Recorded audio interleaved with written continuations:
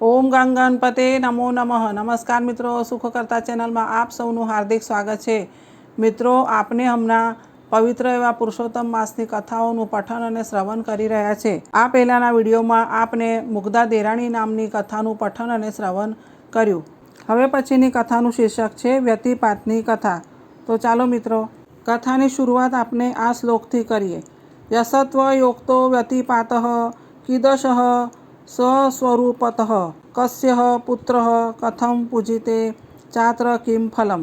પૃથ્વી દેવીએ યુગ યુગ પૂર્વે ભગવાન વરાહને વ્યતિપાતના સ્વરૂપ વિશે, વ્યતિપાત શા કારણથી પૂજાવા પામ્યો અને એનું પૂજન કરવાથી શું ફળ મળે વગેરે પ્રશ્નો પૂછવા હતા. ભગવાન શ્રી વરાહે કહ્યું, અગાઉ એકવાર દેવગુરુ બૃહસ્પતિ પત્ની તારાને ચંદ્રે ગ્રહણ કરી. તે સમયે સૂર્યએ ચંદ્રને સમજાવ્યો, દેવગુરુની પત્નીને તું છોડી દે. ચંદ્રે સૂર્ય સામે કરડી દ્રષ્ટિ કરી. આથી સૂર્યએ પણ એવી જ કરડી નજર ચંદ્ર પર ફેંકી. સૂર્ય અને ચંદ્ર બંનેની સામસામી કરડી દ્રષ્ટિ થતાં તેમાંથી વિચિત્ર પુરુષ ઉત્પન્ન થયો. તેની આંખો પીંગળી, મોઢું ફાડેલું, હોઠ પીસી રાખેલા, દાંત લાંબા, કપાળ પરની આંખની ભ્રમરથી દાઢી સુધીનો ભાગ બિહામનો, દાઢી મૂછ પીંગળા, વાળના છેડાવાળો, પાતળો પેટનો ને લાંબી ભ્રકુટીયુક્ત લાંબી જીહ્વાવાળો, 8 આંખો 18 ભુજા અને 4 મુખવાળો સૂર્યાગ્નિ અને યમરાજ જેવો આ વિચિત્ર રાક્ષસ ત્રિલોકને ગ્રાસ કરવા તૈયાર થયો. પણ સૂર્ય અને ચંદ્રએ તે રાક્ષસને આમ કરતા રોક્યો. તે વિચિત્ર રાક્ષસે સૂર્ય અને ચંદ્રને કહ્યું, તમે મને ત્રિલોકને ખાઈ જવા દેતા નથી તો મારે ખાવું શું ને મારા ક્રોધને શાંત સી રીતે પાડવો? સૂર્યચંદ્રએ કહ્યું, હે વિચિત્ર પુરુષ, અમારા બેની કરડી દ્રષ્ટિ સામસામી યુદ્ધે ચડી. એમાંથી તું પ્રગટ થયો છે. એ કારણથી જગતમાં તું વ્યતિપાત નામે ઓળખાશે. બધા યોગોનું તું સ્વામી લેખાશે. પણ જે સમયે તું ઉત્પન્ન થયો છે તે સમયે એટલે કે તે દિવસે કોઈ પણ શુભ કાર્યનો આરંભ લાભદાયી લેખાશે નહીં. આટલું છતાં પુણ્યદાન કર્યા હશે તેનો નાશ નહીં થાય. સૂર્યચંદ્રના આવા વરદાનથી જ વ્યતિપાત સર્વયોગોના આધીશ્વર રાજા થયો. ત્રિલોકમાં પ્રખ્યાતિ પામ્યો અને પુણ્ય કર્મોનું ફળ આપનારો થયો. ત્યાર પછી વ્યતિપાતે કહ્યું, તે બધું તો ઠીક છે, પણ મારા ક્રોધાવેશને નાખવો ક્યાં? મારા ભૂખને શાપથી સંતોષવી કેવી રીતે? સૂર્યચંદ્રએ કહ્યું, હે મહાસમર્થ વ્યતિપાત, તું જે દિવસને પ્રાપ્ત થયો હશે તે દિવસે લોકોએ પોતાના ભલા માટે દાન કરવું જરૂરી બનશે. એ સમયનું દાન તારું ભોજન બનશે અને જેવો એક કોડીનું પણ દાન ન કરે તેવાઓ પર તું તારો કોપ ઉતારજે. નમો વામ પિતરો મેડસ્તુ ક્રોધપાત સભોજન દત્તો ભગવત ભયા મધુના પ્રસાદમ ક્રિયાતામ મમ. વ્યતિપાતે કહ્યું, હે મારા પિતા, તમને બંનેને મારા વંદન, કેમ કે તમે મારા ક્રોધને શમાવવાની અને મારા માટે ભોજનની યોગ્ય વ્યવસ્થા કરી છે. હવે મારા પર દયા વર્ષા કરો.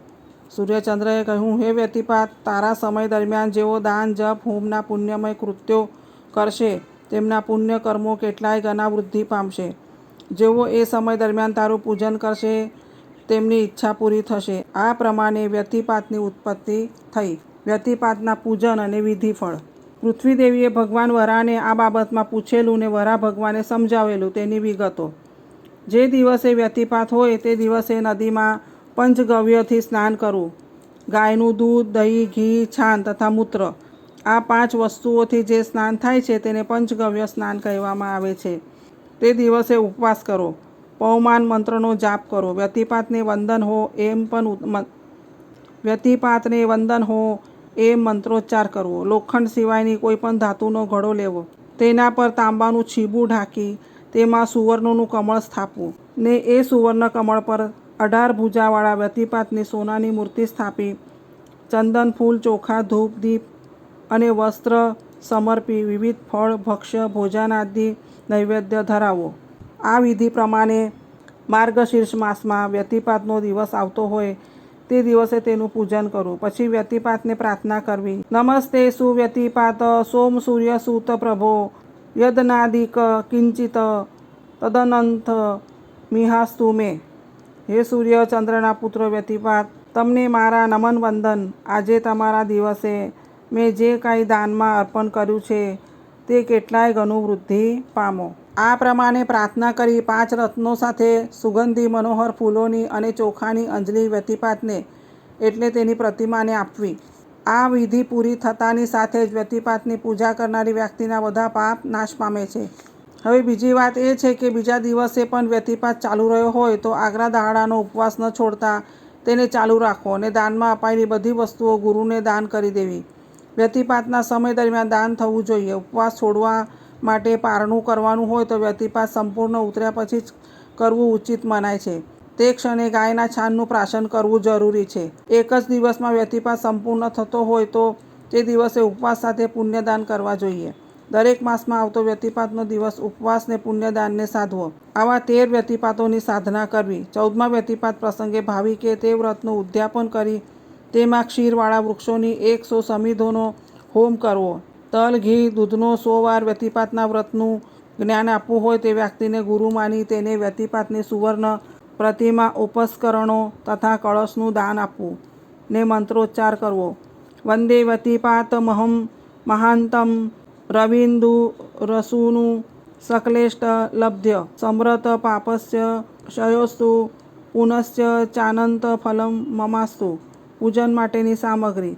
રવિ અને ચંદ્રના પુત્ર વ્યતિપાતને મારી વાંછનાઓની પૂર્ણાહુતિ માટે હું વંદન કરું છું. તે વડે મારા તમામ પાપોનો ક્ષય થાવો અને મને અંત વગરનું પુણ્ય ફળ પ્રાપ્ત થાવો. આ પ્રમાણે મંત્ર બોલી કડા, કુંડલ તથા ગળાના અલંકારો, આભૂષણોથી ગુરુને વિભૂષિત કરી તેની પૂજા કરી વ્રતની પૂર્ણાહુતિ કરવી. દૂધની ગાય, સુવર્ણની દક્ષિણા, દાંતની કાસ્કી, ચંદરવો, સોનાની પાટથી વિભૂષિત કરેલી શૈયા, ઓછાળ, ધૂપ, અત્તર વગેરે સુવાસિત દ્રવ્યોથી સજાવેલી સારા રૂથી ભરેલી તળાઈ ગાદી, નાગરવેલનું પાન બીડું, કેસરનું ચૂર્ણ, કપૂર, અગર, ચંદન, દીપક, મોજડી, છત્ર, ચમ્મર અને આસન પણ દાનમાં આપવા. આ પ્રમાણે વ્યતિપાત વ્રતને સંપૂર્ણ ઉજવનારો ભાવિક માનવી મૃત્યુ પછી રત્નોથી ઝળહળતા વિમાન દ્વારા સૂર્યલોકમાં જાય છે. સૂર્યલોકમાં સુખ ભોગવી તે પૃથ્વીમાં પુનઃ જન્મ લઈ રાજાઓનો રાજા બને છે. આ ઉપરાંત પણ વરા ભગવાને વ્યતિપાત વ્રતના કેટલાય ઊંચા ફળો પૃથ્વીદેવી આગળ વર્ણવ્યા છે. વ્યતિપાતનું વ્રત કરવાનું ભગવાન સર્વને જ્ઞાન આપે એવી પ્રભુ પાસે પ્રાર્થના. તો મિત્રો, આ હતી વ્યતિપાતની કથા. હવે પછીના વિડીયોમાં આપણે સાંભળીશું અધિક માસની પદ્મિની એકાદશીની કથા. તો મિત્રો, આપ સૌને અમારો આ વિડીયો પસંદ આવ્યો તો પ્લીઝ લાઇક, શેર અને સબસ્ક્રાઈબ જરૂર કરજો. અને હા, કમેન્ટ કરવાનું ભૂલશો નહીં. પુરુષોત્તમાય નમઃ.